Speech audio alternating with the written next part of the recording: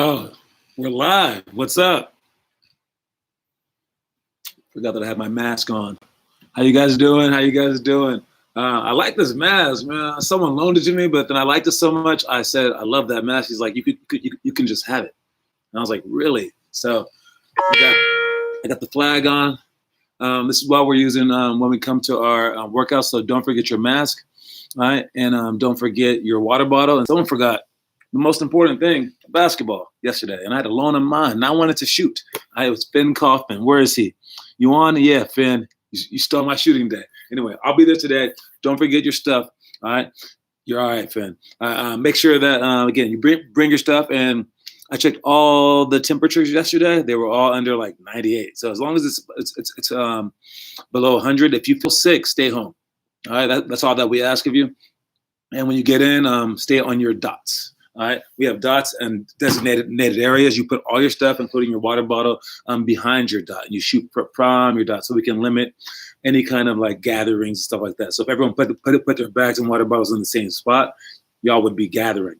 And after the workout, we excuse everybody one at a time. So again, it's to limit the gathering.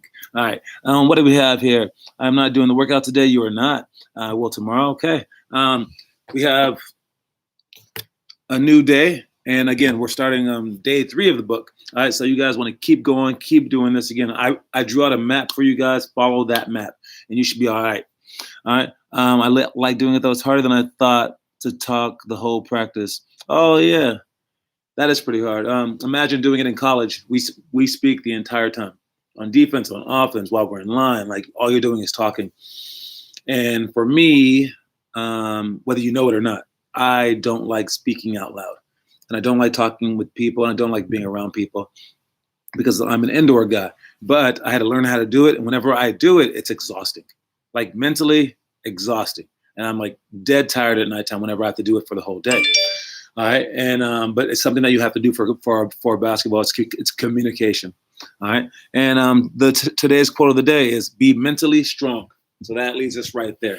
You want to be mentally strong in everything that you do. Your body may die, but your mind should live on. Be mentally strong, and you have to challenge yourself. I've been through a few things in my lifetime, not that many, but whenever those things happen to me, I take it as an opportunity to be as strong as possible. And the way that I see it as me inspiring other people. So, like, I went through a divorce a couple of years ago. That was kind of hard, but I saw people were looking at me, so I was like, let me act right so that when they go through a divorce, that they can be okay. And then last Friday, I might have said it already, my car got stolen, and it was a little like disheartening, but whenever people looked at me, like when the cop got there, I was like, is it the pizza man? You know, and I just like smiled about it because I wanted him to be like, oh my God, this guy is strong. So maybe not something that happens in his life, he can be just as strong for someone else. And then that will kind of spread. And then if the entire world is that brave, then that's a very, very good world. So even if I wasn't feeling like it, I want to show that kind of bravery, and maybe it can spread so then it can get back around to me to the point where it's just, just the way that people act. So then, it becomes, more of like a trend. So if everyone's being brave, you're more likely to be brave. So that's why I try to be as mentally strong as possible so that I can help the entire world out. What do we have here? You like being a leader? Hey, maybe we can make Leandra the leader as well. All right, no time to drink. What does that mean? I don't even know what that means. Okay. Anyways, let's get started. Today's the first day of the month. Let's start off with the movies. All right. So you already had a month to watch the movies last month. The only one we've been doing this book for since I want to say April, right? April, yeah. And so that's April, May, June, July, August. You have 5 months. In 5 months, I would say, how many books did I pass out? Maybe like 30 books, let's say. 5 months, 30 people have books. That's 150. Out of 150 people for 5 months, 150 times 5 is 750. Out of 750 chances to watch the movie and to put a talk about the movie online, Only 2 people have done it once. And those 2 people are Ian and Finn Kaufman. All right. They're the only 2. So basically, how I see it is you guys all together out of 150 attempts have done 2 of them. So 2 out of 150, what percentage is that? Oh, it's below 1. Dang, that is really a small percentage. I can't even do the math in my head. Let me think. So 2 out of 100 would be 2%. 2 out of 200 would be 1%. So it's 1.5%. 1.5%. That's like COVID numbers, guys. That was a COVID joke. Anyways, so make sure that you guys watch the movies. I'll talk through them anyways. I know some people have watched the movies, but you guys haven't done any your reviews online. So do a review online as well to talk everyone else into watching them. Because again, like I said before, if you act a certain way, then everyone will follow you.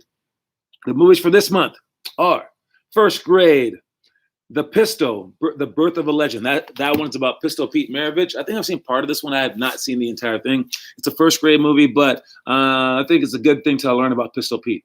This guy was hardcore about basketball and amazing shooter, and he handled the ball so well. He's like one of the probably like the 3rd guy in the NBA history to be like a fancy passer.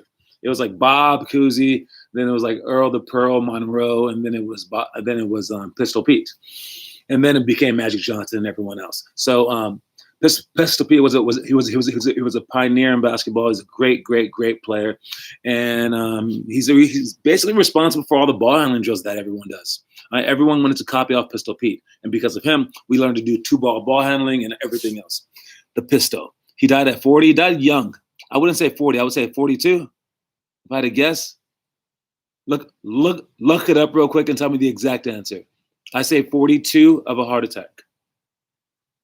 Let me know, Finn. It wasn't exactly 40. I don't think. Anyways,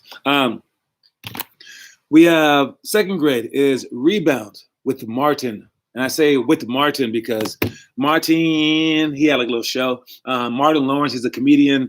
He did this really cutesy kid movie with, he was a coach and things like that. It's called Rebound. And I'm really specifying which movie this is because there's a different movie called Rebound that is for adults. Exactly 40. Oh, I was wrong. All right.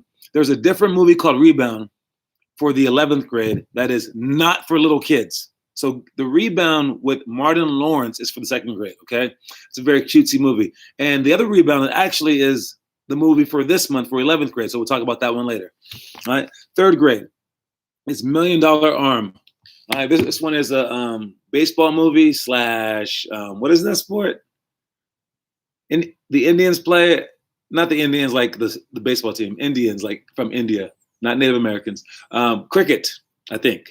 Something like that, where they throw a ball. And this dude from this baseball coach goes down to India.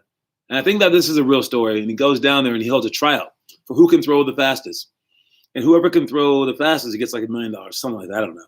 And they throw the balls, and sure enough, you'll find someone out of all those people in India who can throw fast. And then they hire them to the minor leagues to make a baseball team just to find a random guy who can do it, who's never played baseball before. But they find a few cricketers because they kind of do throw a ball.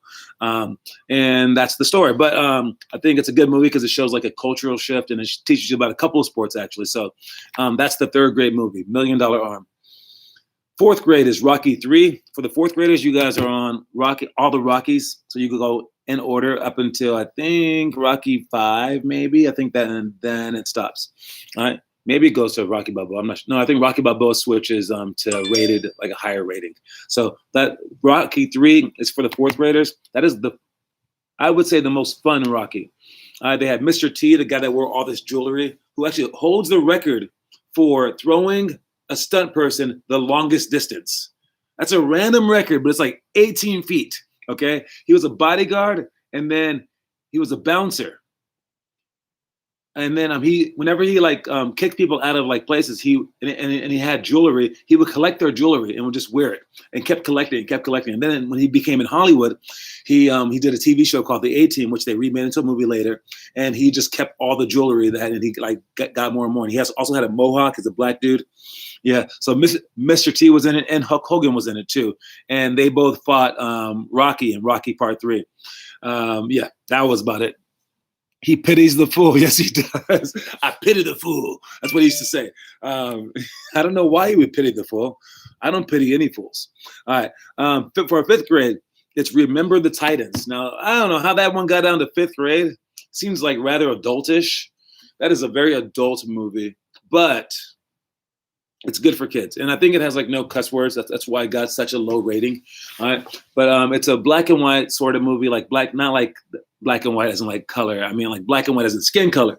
All right. Where the black coach and the white coach combine, and they have a black team and a white team, and they combine. Then the town doesn't like it because it's like in the 70s or something like that. But anyways, it teaches a whole bunch of stuff. It has Denzel Washington. It's my stepdad's favorite movie. I think it's a lot of people's favorite movie. On this list so far, that one is the best movie by far. Remember the Titans. I would say even if that's not your grade, watch it with your family. Your dad will definitely watch this movie. Your mom will definitely watch this movie and love it. Next movie is Seabiscuit. Sixth grade is Seabiscuit. All right. I went to the theater to watch this movie. Seabiscuit is about a horse. It's about a freaking horse. All right. Not Secretariat. Secretariat was like a horse that won all these things. Seabiscuit won like a couple of races. And I'm like, it's a horse movie. So we went, and I was like, this is going to be stupid. And we saw this movie. I think it was on Christmas, like during high school or maybe college. I don't know. And I watched the movie. And by the end, I was in love with Seabiscuit. And everyone in the theater at the end stood up and clapped.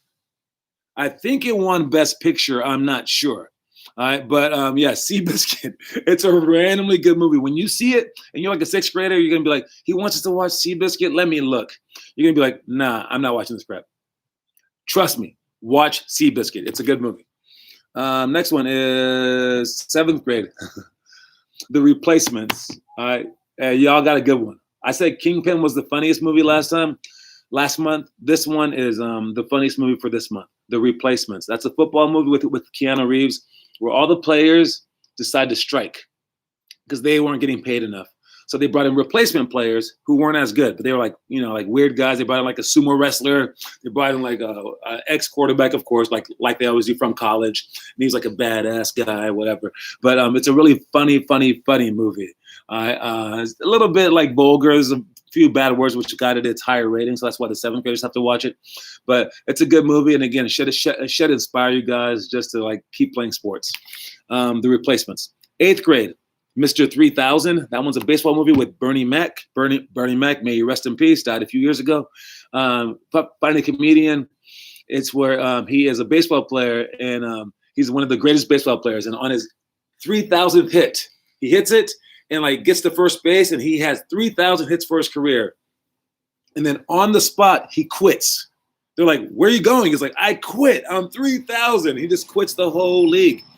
And then they're like, what? And he just quit baseball like that day. And then he opened up car dealerships that said Mr. 3000, Mr. 3000. And then he's like older now. It's like 10 years later. And then they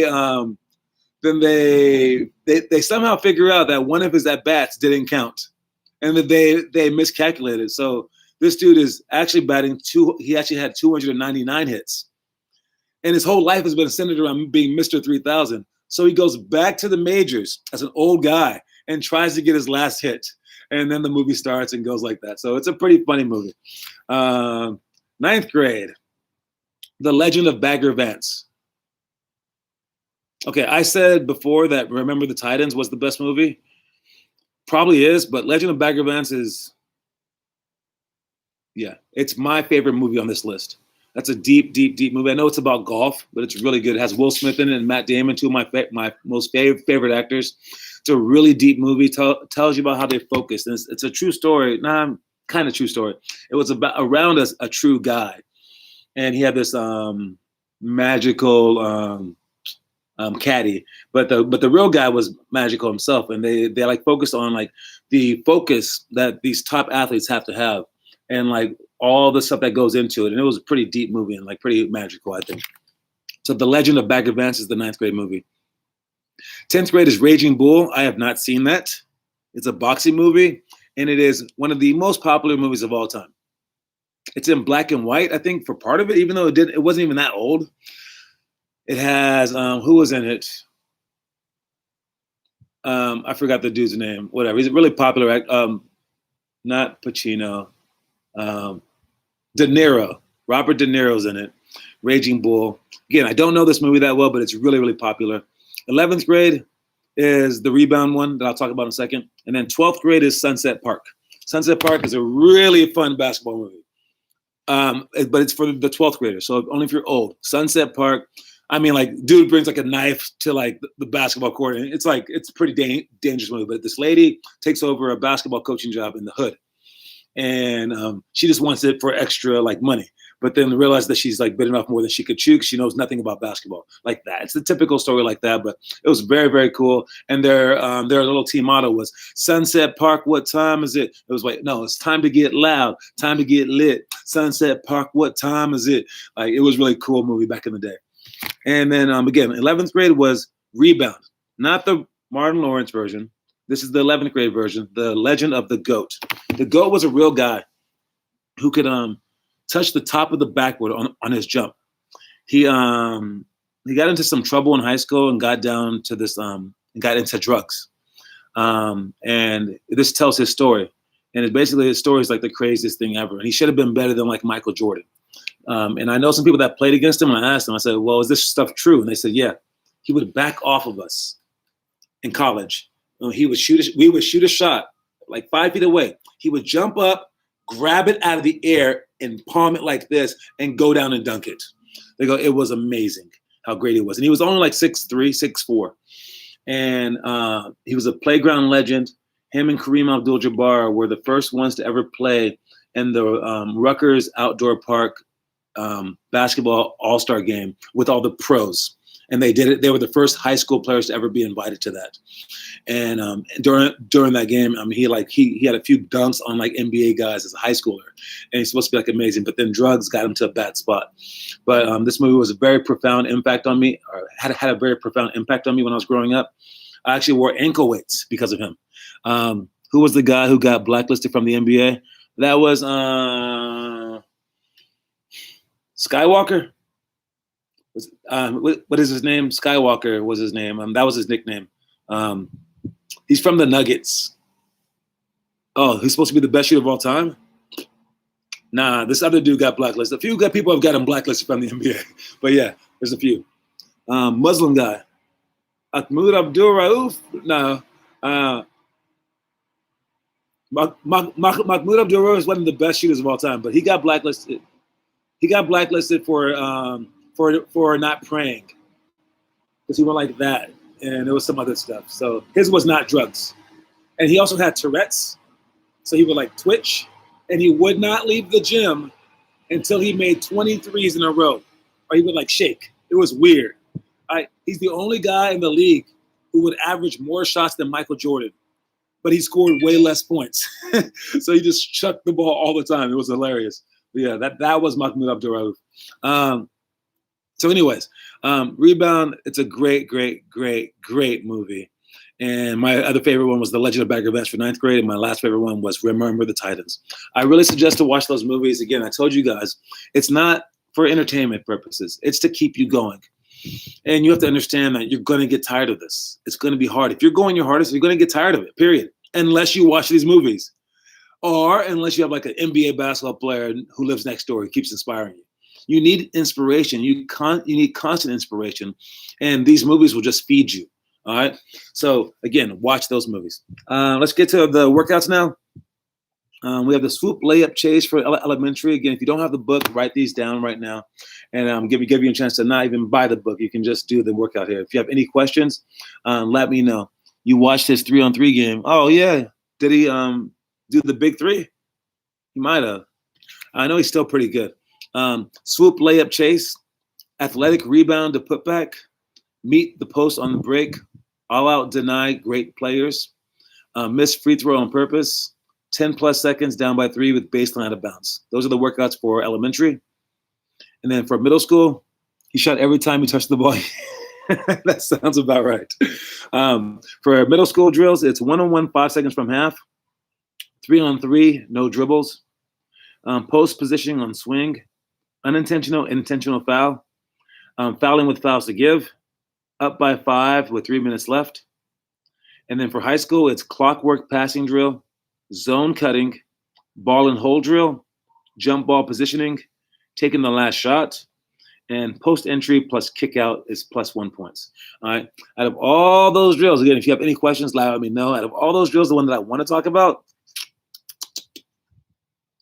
let's go with the intentional foul. All right. And then why call it that? Because it's kind of confusing. An intentional foul is where you grab a guy and you're not even going for the ball. You're just trying to foul him. But at the end of games, you need to foul sometimes to stop the clock. So you are purposely fouling, yes, but you don't want it to look like that because the referees want to protect the game and protect players. So they don't want you purposely fouling. So you have to pretend to go for the ball, which is weird, right? And if you don't do that, and you just go for like their arm, their neck, their head, or you just hit their arm, or you foul someone who's not holding the ball, then it's an intentional foul. And intentional fouls, you get 2 free throws plus the ball. So you've kind of lost the game for your team in that point. So you need to go for the ball, but you also can't miss, right? So the trick is this. When you're trying to foul at the end of games, you don't need to tell the other team. Tell the referees. Like before the timeout or during the timeout or like during a dead ball, go up to the ref and say, we want to foul. We want to intentionally foul, please. Like that. So then when you go for them and you just try to like just tap them, the referee will give it to you because what the ref doesn't want to do is you to foul them a little bit, then they don't call it, then you foul them a lot, right? So the referee will allow you to just say, I want to get a foul. Beyond that, make sure, again, you don't lose the game for your team by fouling too hard. You don't want to miss them. You want to make sure that you foul them. And what else is there? That's about it. All right. So that's how we do an unintentional, intentional foul. Oh, also this. Coaches aren't allowed to scream, foul, foul, foul. That's what they say.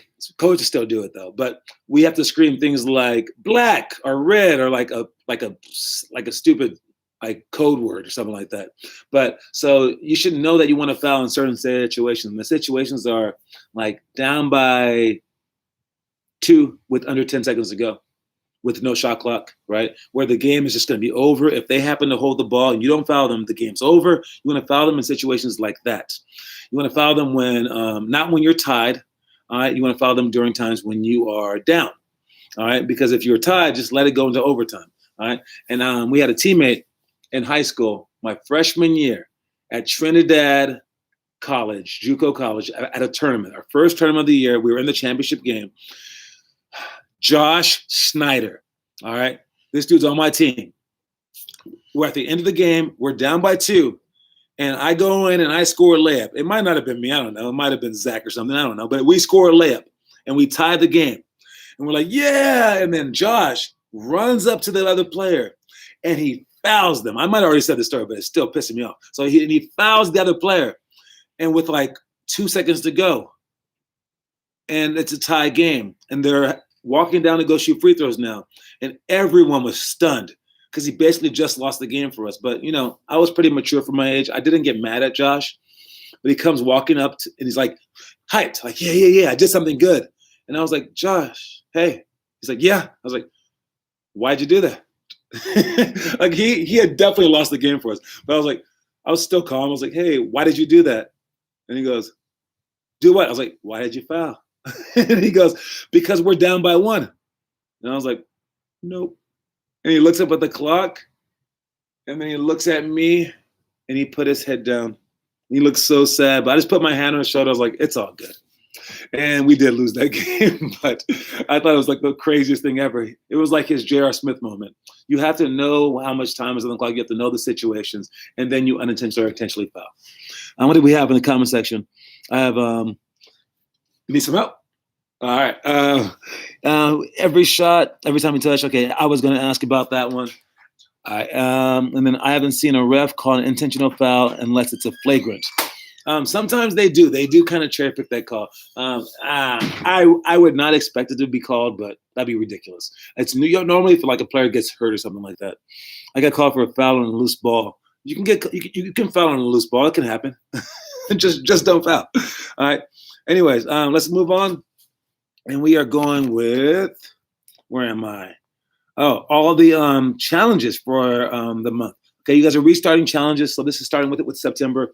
The Chastain Challenge people have told me, or at least Blake did, he told me he's going to try to do the book as well as the Chastain Challenge. They really like that challenge, right? They're going to try to do all 10 months of it, but they're going to still try to do the book, or at least Blake is. So those challenges are, for first grade, it's like the ball dribbling stuff. Second grade is the epic drill. Third grade is direct Euro steps.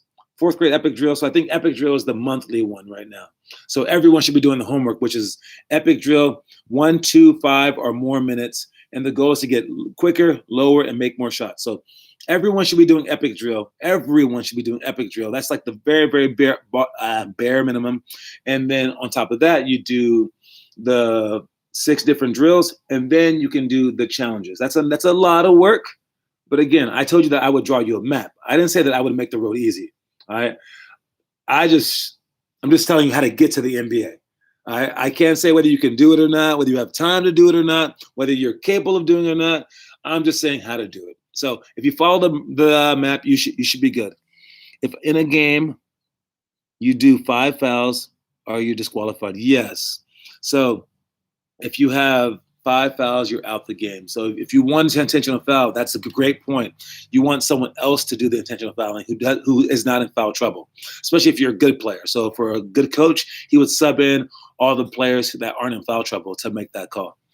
And no, 6 is for the NBA. You get 6 for the NBA. There's also a thing for the intentional foul where you have to make sure that, I talked about this before, make sure that you're in the bonus. All right. You have to make sure that you're in the bonus, and then you will, and if you're not, you have to foul quickly and often to get up to 7 fouls for your team so that they're shooting 1-on-1. Because if they're at 2 and there's like 20 seconds to go, they can actually waste all the time. So you have to foul them quickly and quickly enough to not waste enough time. All right. Other people are doing the workout card. The Chastain Challenge is the 9th grade one. All right. Who else is doing stuff here? Eighth graders are doing the dribbling dojo. It's 20 different drills. All right. So figure out which one you're doing and do those things. Okay. And it's a probably like month-long, week-long challenges. Make sure that you have to do them. Okay. I will see you later, friend. All right. And bye, Job. Bye, John. I understand. The motivational quote of the day is, the best lessons are when you learn you can still do your best even when it's hard, even when you're tired, and even when you're in pain. That knowledge stays with you throughout life, and it feels good to show some courage. All right. So even when all things are against you, all right, the best lessons in life are when you learn you can still do your best even when it's hard, even when you're dead tired, even when you're hurting and in pain. All right. And once you know that you can do that, you'll remember that for your entire life. And I refer to myself too. I refer to myself being like, when bad things happen to me in life, I just think back to like all the things that I went through in college or high school when like my leg was hurt, like my arm was broken or something like that. And I got through that and I knew that I could do it. So it gives you so much confidence to know that you can go through something hard and then nothing in life can stop you after that. So being an athlete gives you that opportunity to find out what you're made of. So I heavily suggest whenever you feel like down and out and tired because of basketball or because of anything, go through it so that you can teach your future self that he or she can handle that too. All right, you guys, again, there were no questions today. Make sure that you ask them, okay? If you have any questions about the workout program, if you want to do it, and post those videos to our playlist. All right, I'm trying to do something amazing.